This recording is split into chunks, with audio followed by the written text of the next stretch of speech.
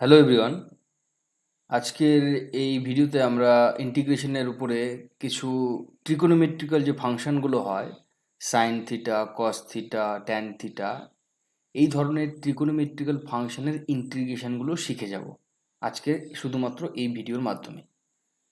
তো চলো শুরু করা যাক।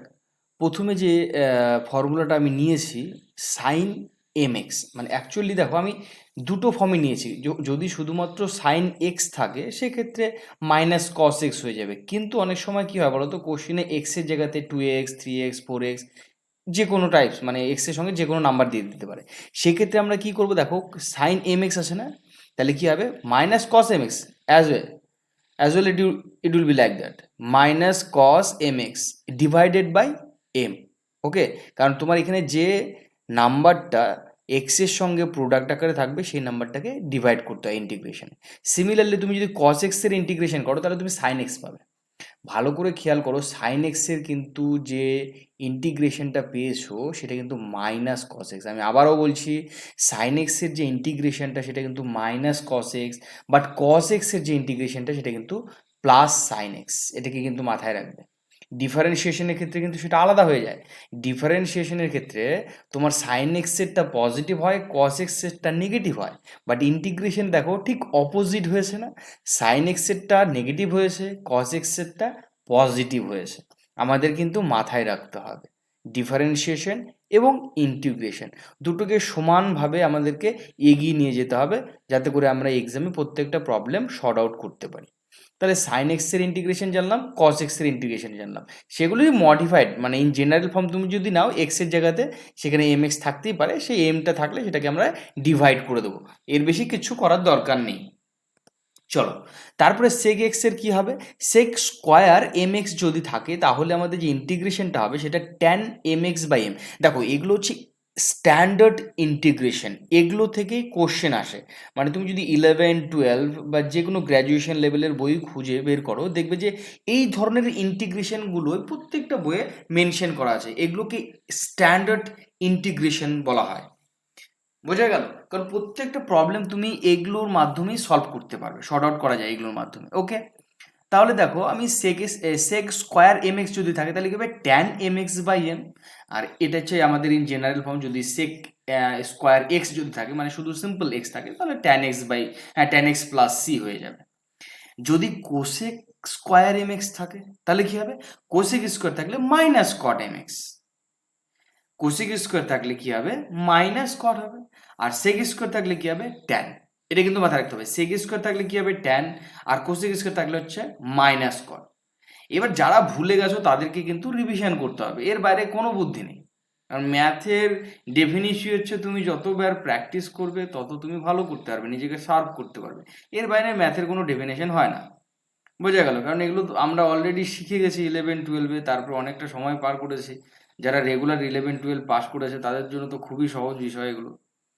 ওকে, দেখো আমি 6টা প্রবলেম নিয়ে, মানে 6টা থিওরেম নিয়েছি, দুটো দুটো 4টে হয়ে গেল, আর এখানে দেখো দুটো আছে। Sec m x tan M x, আমরা ইন জেনারেল যদি নিতে চাই তাহলে সেক এক্স ট্যান এক্স এর যদি ডেরিভেটিভ করি, সরি ইন্টিগ্রেশন করি, তাহলে আমরা কি পাবো সেক এক্স। কিন্তু যদি আমরা কসেক এক্স এবং কড এক্স এর ডেরিভেটিভ করি, সরি ইন্টিগ্রেশন হবে, বারবার করে ডেরিভেটিভ বলছি, ইন্টিগ্রেশন করি তাহলে হচ্ছে মাইনাস কোসেক এক্স হবে। কি বললাম, কোসেক এক্স হবে। এক্ষেত্রে কিন্তু মাইনাস আসছে, তুমি যদি একটু নোটিশ করো তাহলে তোমার আমরা মাইনাস 3টে কন্ডিশনে পেলাম। একটা হচ্ছে কোসেক এক্স কট এক্স, সেক্ষেত্রে মাইনাস কোসেক এক্স। এর আগে পেয়েছি মাইনাস কট এক্স, এই যে এটা দেখো মাইনাস কট এম এক্স, এটাও কার জন্য পেয়েছি কোসেক স্কোয়ার এক্স। এর আগে আরেকটা পেয়েছি, এই দেখো মাইনাস কস এক্স। এগুলোকে কিন্তু মাথায় রাখতে হবে, এই নেগেটিভ সাইনগুলো যদি ছুটে যায় তাহলে কিন্তু আমাদের প্রবলেমগুলো ভুল হয়ে যাবে। আশা করি বুঝতে পেরেছো।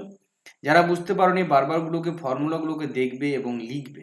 এবারে আমি ফর্মুলাগুলোকে অ্যাপ্লাই করব আমার কিছু প্রবলেমে।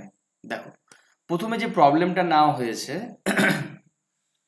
1 minus tan square X by 1 plus tan square x.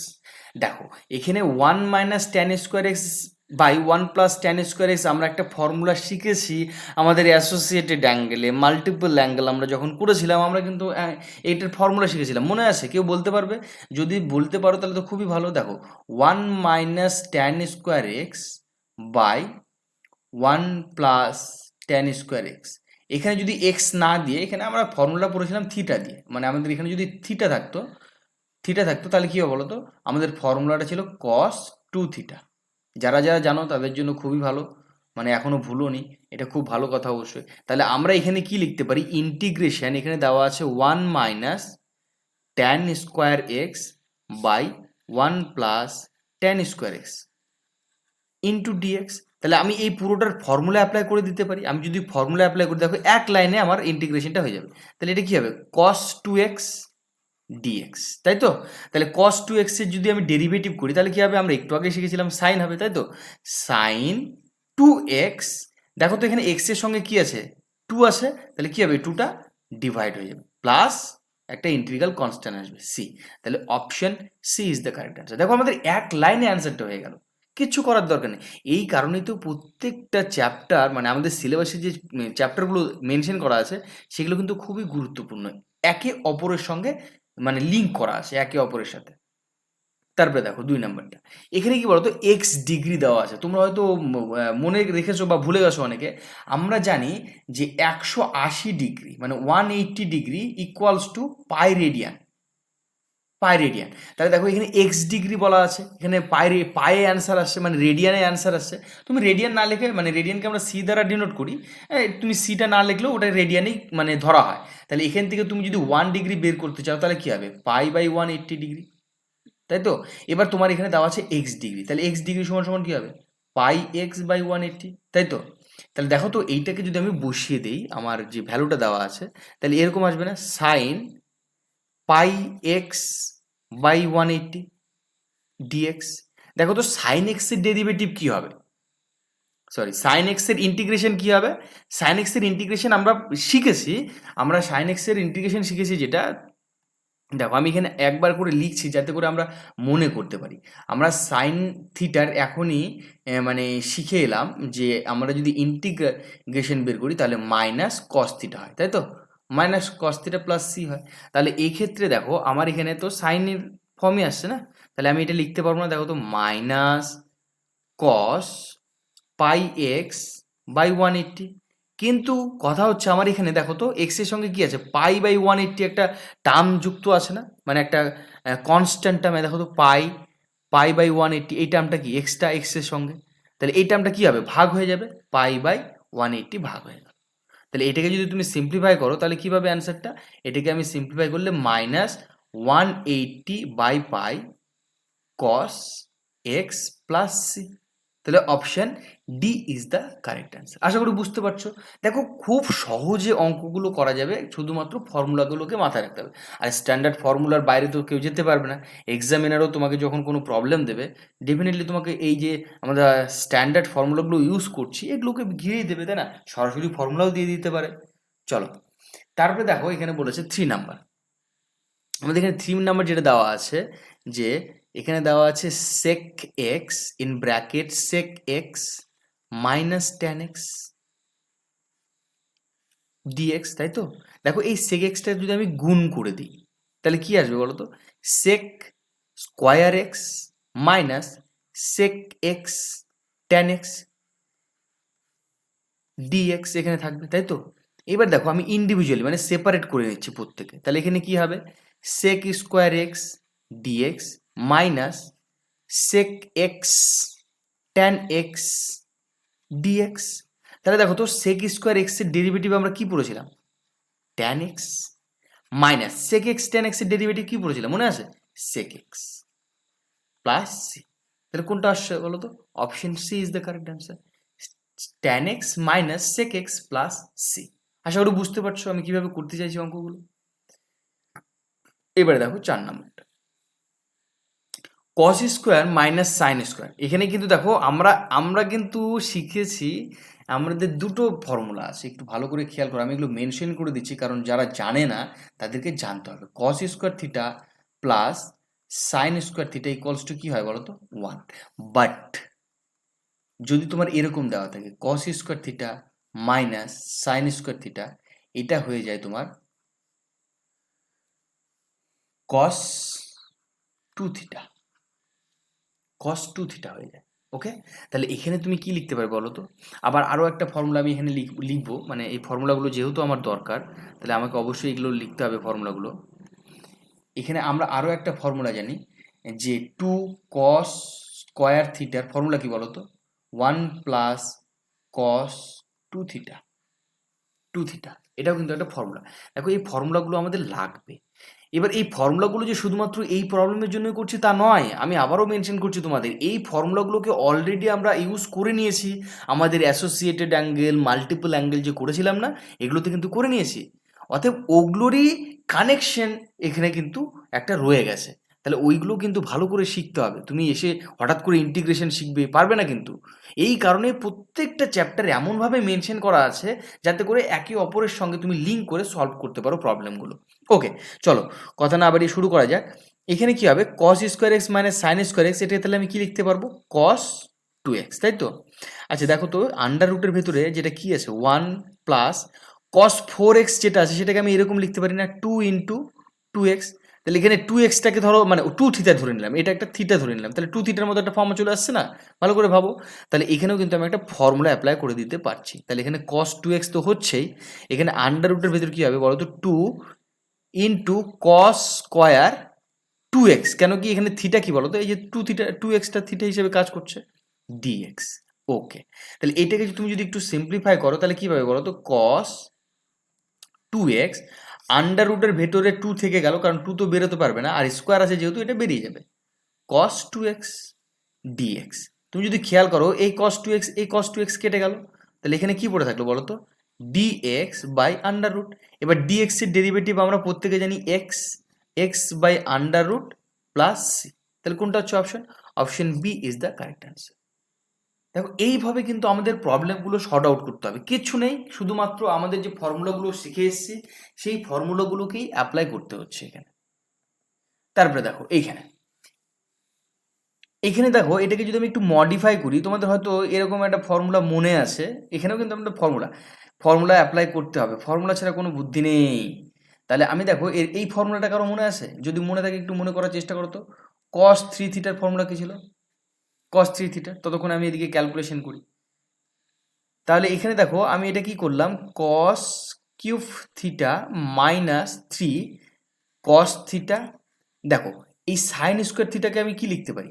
Sine square থিটাটাকে আমি one minus cos square theta লিখতে পারি, one minus cos square theta লিখতে পারি, কারণ একটু আগে তোমাকে আমি শিখিয়েছি যে cos square theta plus sine square theta equals two one, তোমাকে শিখিয়েছি না? আমি তাও আরও একবার এখানে মেনশন করে দিচ্ছি তোমার সুবিধার্থে। আমি তোমাকে একটু আগে শিখিয়েছিলাম যে cos square theta plus sine square theta equals two one. তার মানে এখান থেকে আমি কি লিখতে পারি বলো তো? Sine square theta equals two, sine square theta equals two one minus cos square theta, তাই তো? তাহলে দেখো তো, one minus cos square theta,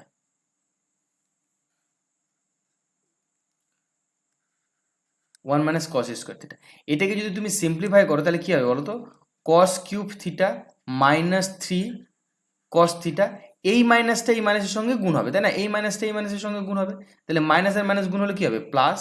আবার এই থ্রি কস থিটাটাও পুরো এটার সঙ্গে গুণ হবে, তাহলে কি হবে? Three cos cube theta in bracket D theta equals two, আমি যদি এটাকে ক্যালকুলেশন করি, এখানে কস কিউব থিটা, এখানে তিনটে কস কিউব থিটা, তাহলে আলটিমেটলি চারটে cos cube theta minus three cos theta. মনে পড়েছে? আশা করি এতক্ষণে মনে পড়ে গেছে কস থ্রি থিটার ফর্মুলা। দেখো তো এইটাই কিন্তু কস থ্রি থিটার ফর্মুলা, তাই তো? তাহলে এইটাকেই কিন্তু আমরা কস থ্রি থিটার আকারে লিখতে পারি, মানে four cos cube theta minus three cos theta, এটা ফর্মুলা। তাহলে আমি এখন লিখে দেবো, দেখো ফর্মুলাটাকে লিখে দেবো এখানে। তাহলে আলটিমেটলি এখানে যদি আমি ফর্মুলাটাকে লিখে দিই তাহলে কি হবে? Cos three theta D theta, তাই তো? তাহলে এখান থেকে যদি আমি ইমপ্লাইজ করে যদি চলে আসি, এখান থেকে আমি এখানে চলে আসছি, তাহলে এখানে কি হবে বলো তো? Sine three theta by three plus C, option D is the correct answer. কেন কি কস থিটার ইন্টিগ্রেশন আমরা প্রত্যেকে শিখে গেছি, তাই তো? চলো তারপরেরটাতে বলেছে 1 plus cos square X by 1 plus cos 2x। তোমাকে একটু আগে আমি শিখিয়েছি 1 প্লাস কস 2 থিটার ফর্মুলা। তোমাকে আমি একটু আগে শিখিয়েছি যে 2 cos square theta equals two আমরা লিখতে পারি 1 প্লাস কস 2 থিটা। তাহলে দেখো তো আমি এইটাকে কি করব, এটাকে কিন্তু কাজে লাগাবো। তাহলে এখানে আমি লিখছি 1 প্লাস কস স্কোয়ার এক্স, তাহলে লিখে দিলাম এটা 1 প্লাস কস স্কোয়ার এক্স, যেটা আছে সেটা থেকে গেল, কারণ এখানে আমি কোনো ফর্মুলা অ্যাপ্লাই করতে পারছি না। কিন্তু এইটুকটার জন্য তো আমি ফর্মুলা অ্যাপ্লাই করতে পারছি। কি লিখবো এখানে, 2 কস স্কোয়ার এক্স ডিএক্স। দেখো তো এইটাকে যদি তুমি ইন্ডিভিজুয়ালি সেপারেট করে দাও তাহলে এরকমভাবে লিখতে পারবে না, 2 কস square x plus cos square x by 2 again cos square x in bracket that is dx। তাহলে দেখো তো এখান থেকে তুমি যদি সিম্পলিফাই করো কিভাবে, 1/2 sec স্কোয়ার এক্স, কারণ 1/cos স্কোয়ার মানে কি হয়, sec স্কোয়ার হয়, তাই না? এটা ত্রিকোণমিতির বেসিক আইডিয়াগুলো। এই cos স্কোয়ার এক্স এই cos স্কোয়ার এক্স কেটে গেল, তাহলে কি পড়ে থাকবে dx/2। তাহলে এখান থেকে তুমি যদি সিম্পলিফাই করো হাফ তো থেকে যাচ্ছে, হাফ থেকে যাচ্ছে, আর এখানে আমরা কি লিখতে পারবো, sec square x dx plus আবার এখানেও হাফ থেকে যাচ্ছে dx। দেখো তো sec স্কোয়ারের ডেরিভেটিভ কি হয়, আমরা একটু আগেই শিখেছি sec স্কোয়ারের ডেরিভেটিভ হবে tan x, আর dx এর ডেরিভেটিভ কি হবে, শুধুমাত্র x প্লাস c। তাহলে half tan x plus half x plus c, option A is the correct answer. ঠিক আছে, এইরকম ভাবে দেখো কিন্তু আমি প্রত্যেকটা ফর্মুলাকে কিন্তু অ্যাপ্লাই করেছি, একটু যদি ভালো করে ভেবে দেখো। তারপরে দেখো লাস্ট কোশ্চেন আজকের সিরিজের, দেখো বলেছে 1 plus tan square x 1 plus code square x. তুমি কিন্তু ডাইরেক্টলি ফর্মুলাগুলোকে অ্যাপ্লাই করতে পারছো না, তোমাকে কিন্তু একটু মডিফাই করে নিতে হচ্ছে, সেই মডিফাই করাটাই তোমাকে কিন্তু শিখতে হবে। ওকে, দেখো এটা করা যাক। এবার দেখো এখানে 1 প্লাস ট্যান স্কোয়ার এক্স আছে, 1 প্লাস কড স্কোয়ার এক্স আছে। আমরা জানি ট্যান আর কড একে অন্যের কি হয়, রেসিপ্রোকাল মানে অনন্যক। তাহলে আমরা এটা লিখতে পারি না, দেখো তো একটু ভালো করে তুমি যদি খেয়াল করো, দেখো তো এরকমভাবে লিখতে পারবো 1 প্লাস ট্যান স্কোয়ার এক্স, আর এখানে আমরা লিখবো হচ্ছে 1 প্লাস কড স্কোয়ার এক্সটাকে আমি লিখলাম 1/ট্যান স্কোয়ার এক্স, যেহেতু কড এক্স আর ট্যান এক্সটা কি একে অপরের অনন্য মানে রেসিপ্রোকাল। ওকে, তাহলে দেখো তুমি যদি হরে যেটা আছে সেটাকে যদি তুমি একটু সিম্পলিফাই করো তাহলে কি হচ্ছে, দেখো তো তুমি হরে যেটা আছে সেটাকে যদি তুমি সিম্পলিফাই করো, দেখো পেয়ে যাবে 1 plus tan square X by tan square X, তাই তো, ইন্টু ডিএক্স। আচ্ছা, তাহলে আমি এইখান থেকে দেখো তো এটা লিখতে পারি না, 1 plus tan square X into এখানে চলে আসবে তোমার tan square X by 1 plus tan square X, মানে হরটাকে উল্টে দিলাম। আমরা তো জানি আমাদের রেশিওগুলো কীভাবে ক্যালকুলেশন, তাহলে এইটা আর এটা কেটে গেল, তাহলে আলটিমেটলি এখানে পড়ে থাকছে কি বলতো, ট্যান স্কোয়ার এক্স। এইবার তোমার মধ্যে মাঝখানে কোশ্চেন আসতে পারে, স্যার আমরা তো ট্যান স্কোয়ার এক্স এর কোনো ফর্মুলা শিখিনি। একদম, তাহলে এইটার যখন কোনো ফর্মুলা শিখিনি তাহলে অন্য কোনোভাবে ইউজ করতে হবে, এটাকে কোনো জায়গায় কনভার্ট করাতে হবে। অবশ্যই কনভার্ট করাবো, কিভাবে করাবো দেখো, তোমরা হয়তো এই ফর্মুলাটা জানো প্রত্যেকে, কি বলতো, sec square theta minus tan square theta, এর ভ্যালু কত বলো তো 1। এগুলো স্ট্যান্ডার্ড ত্রিকোণমিতি, তোমাকে জানতে হবে তো, আশ্চর্য ব্যাপার, তুমি সায়েন্স ব্যাকগ্রাউন্ডের স্টুডেন্ট, তুমি জানবে না sec square theta minus tan square theta equals to 1। তাহলে এখান থেকে দেখো তো আমি বের করতে পারবো না, tan theta tan square X মানে কি লিখতে পারবো, ভালো করে খেয়াল করো, আমি লিখতে পারবো sec square x minus 1, just আমি এখান থেকে লিখলাম, এইখানে একটু মডিফাই করে নিয়ে ট্যান এক্স এর ভ্যালুটা বের করে যদি নেই এরকম একটা কিন্তু ফর্ম আমি পেয়ে যাবো। তাহলে দেখো তো এইখানে করার পর আমি এটা লিখতে পারবো না সেপারেটলি, এরকমভাবে লিখতে পারবো যে sec square x dx minus dx. তাহলে দেখো তো এইটাকে যদি তুমি সেক স্কোয়ার এক্স এর যদি ডেরিভেটিভ সরি ইন্টিগ্রেশন করো তাহলে কি হবে, ট্যান এক্স, আর এক্স এর ইন্টিগ্রেশন করলে এক্স, তাহলে tan x minus x plus c is the correct answer. দেখেছো, আমাদের কাছে ত্রিকোণমিত্রিক্যাল সমস্ত ধরনের ফর্মুলা রেডি রাখতে হবে যাতে করে আমরা যে কোনো ধরনের প্রবলেম যে কোনোভাবে সর্ট আউট করতে পারি। তাহলে আমাদের যে অ্যান্সারটা চলে এলো এই প্রবলেমের জন্য অপশন ডি। আশা করি বুঝতে পেরেছো। তাহলে এই এই যে ভিডিওটা আজকের যে ভিডিওটা ছিল এই ভিডিওতে আমরা ট্রিগোনোমেট্রিক্যাল যে ফাংশনগুলো ছিল সেটাকে পুরোপুরি কমপ্লিট করে দিলাম। ওকে, এরপরে আরও আসবে, কারণ ইন্টিগ্রেশনটা একটু বড় চ্যাপ্টার, তো প্রত্যেকটা কনসেপ্টকে আমরা ধরে ধরে আলোচনা করব এবং কিছু বেসিক প্রবলেম নিয়ে সেগুলো আগে আলোচনা করব। তো ততক্ষণ পর্যন্ত তোমরা দেখতে থাকো এবং শিখতে থাকো। Thank you, take care.